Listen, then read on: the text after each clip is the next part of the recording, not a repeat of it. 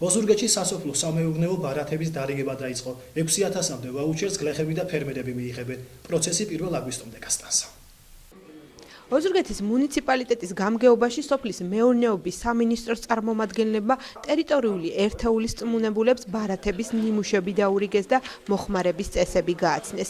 შეხვედრა ინტერაქტიული იყო და სამინისტროს მესვეურებს უამრავ დეტალსა თუ ნიუანსზე მოუხდათ საუბარი. ჩამოსული არის ორი ტიპის ვაუჩერი, ნომინალური და კომბინირებული. კომბინირებული ვაუჩერი ეხება სასოფლო სამეურნეო ინვენტარის და მასალების შეძენას სხვადასხვა მაღაზიებში და არის ნომინალური, რომელიც ეხება ხნას და დადისკვას. ვაუჩერები ამჟამად ამ წუთში გადაეცემა და ტერიტორიული ერთეულების რწმუნებულებს და თავის მხრივ ტერიტორიული ორგანოების რწმუნებულები გადასცემს ამ ვაუჩერს პირადად მიწად მფლობელებს.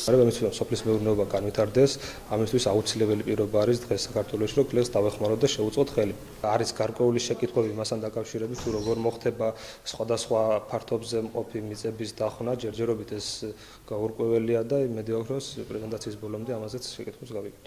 გლეხებს ამ ფერმერებს, რომელთაც საკუთრებაში ან ფაქტობრივ მფლობელობაში 5 ჰექტრის ჩათვლით სასოფლო სამეურნეო მიწის ნაკვეთი გააჩნიათ, ვაუჩერს მიიღებენ. პროცესი 1 აგვისტომდე გაგრძელდება.